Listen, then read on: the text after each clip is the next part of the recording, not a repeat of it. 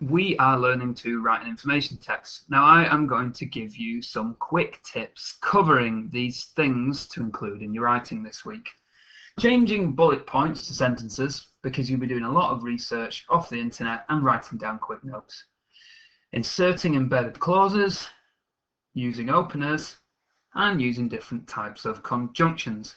You have to bear with me, I'm still out of breath a little bit from doing Joe Wicks. So, first thing we're going to look at, I quickly used some online research to write an introduction to my text. So it basically just gives a quick summary of the boat itself, and then I'm going to show you how to write a different paragraph. Introduction. RMS Titanic was a British passenger liner operated by the White Star Line that sank in the North Atlantic Ocean in the early morning hours of the 15th of April 1912. It plunges. I'll change that. There you go. Editing in real time. It plunged to the ocean's depths after striking an iceberg during her maiden voyage from Southampton to New York City. So, quick introduction to it. My next thing I want to do is do a facts and figures paragraph. So, let's make sure that this is working. Yes, it is. Now, here are my notes. Titanic facts is built between 1909 and 1911. It's got the length there. Might not include all that information, but it's there. It had a crew of around 900 people, and its engines powered by pressurized steam, burning coal. They're the notes I've written. Notice how they're not in full sentences. Now, I am going to write these in full sentences. As you can see up here, I'm going to be, if you can see where my mouse is on the screen there, changing bullet points to sentences in this, hopefully inserting an embedded clause, and using some conjunctions. There are, if I move this up a little bit. It's not easy using smartboard and recording it. Aha, there. Fanboys, for and nor, but, or, yet, so, and subordinating conjunctions. I've just put a few at the bottom there. So, facts and figures. So, the first thing I'm going to do is not just put built between 1909 and 1911. I need to introduce what we're talking about. I'm going to use a little bit of cohesion and say this great vessel, which which refers to the previous paragraph. So it's cohesion. It's a link to the previous paragraph where we introduced the boat, the Titanic. Was built between 1909 and 1911. So, first sentence has turned that bullet point into a full sentence. Now, the next thing I've got is all this information here. I think I'm going to start by saying the length of it and also the amount of crew, because they do link together. Now, I'm going to use a subordinating conjunction, but in fact, yeah, I'm going to start with. So with a crew on board of 900 people,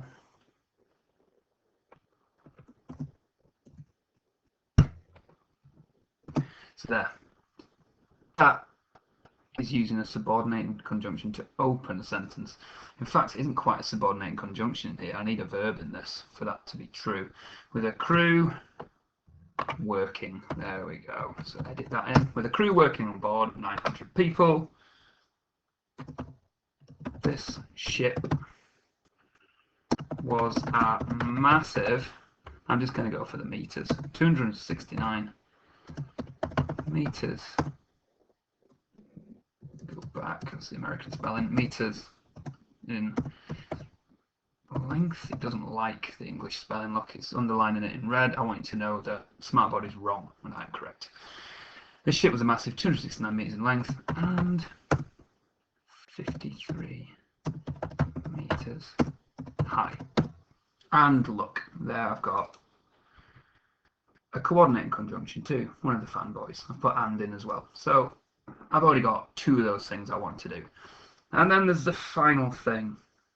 I want to insert an embedded clause. I'm going to do it about the engines. So I might start with its engines.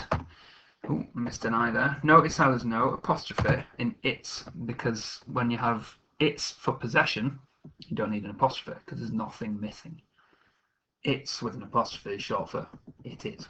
So its engines and I'm going to use a relative pronoun, which, to insert my embedded clause, which were powered by pressurized steam. It doesn't like the English spelling again. See, we use an S. Americans love a Z or a Z. It's engines which were powered by pressurized steam, comma, so don't forget your two commas around your embedded clause. Used burning coal as a fuel source. There we go. So, move that down a bit. I have changed bullet points to sentences and inserted an embedded clause, and I've used some different types of conjunction, and it's way more interesting than this little list here. Right, next. Final thing, I want to look. We'll keep conjunctions in mind while we do this, but we're going to use different openers. I've left my conjunctions at the top of the page there. Building the boat. I'll read what I've got. This is my next paragraph I wanted to write. It was built in Belfast. Belfast is in Northern Ireland. It was built by a company called Harland and Wolff. It was started in 1909. It missed a bit there. Again, editing in real time. It was launched in 1911. It was built next to its sister ship. Its sister ship was the Olympic. You don't have to be William Shakespeare to realise what is wrong with that. Too many hits, no openers, boring text, you've lost the reader. I hope I've not lost you. Keep listening. Right, we are going to have a look at how to turn this into a slightly more cohesive paragraph. So I'm going to start again with this giant liner. Again, it refers to the name Titanic. Don't have to put the Titanic in every single sentence. This giant liner,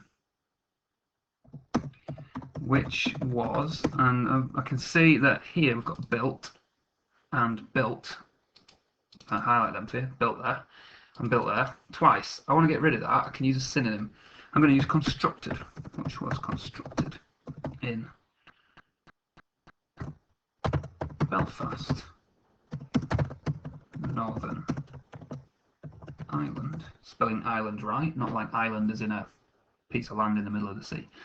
So, this giant liner, which was constructed in Belfast, Northern Ireland, another comma, because I'm stacking up my clauses here. I've embedded one, again, and now I'm going to put my main clause in there. This giant liner was built by a company called Harland and Wolff, which Smartboard does not like the spelling of, and neither do I by the looks of it, because I've got that wrong.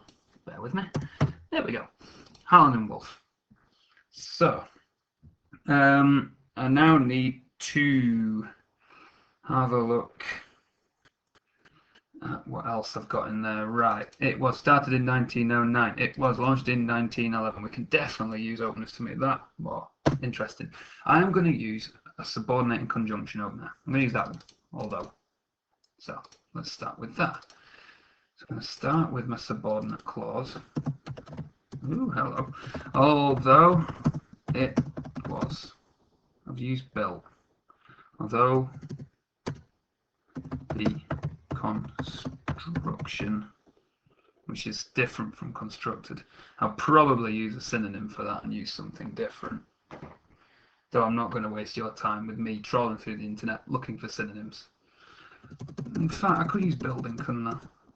Although the building of the boat began in 1909, comma, that's my subordinate clause opener.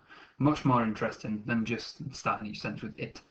Although the building of the boat began in 1909, it wasn't launched until, I'm going to expand that a bit, 2 years later, dash for extra information, in 1911. Another way of doing an opener would be to pose something as a rhetorical question. Did you know, different opener, that it was made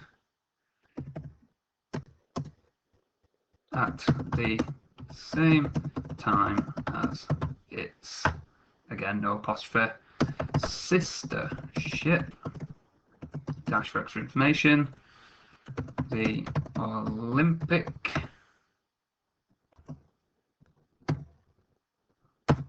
in the same dock, question mark, because it's a rhetorical question. There, I've used a few different openers, used a bit of cohesion in there. We've had a look at using some conjunctions very briefly there, and that is just a few tips to help you in writing up your text this week. Ta and good luck.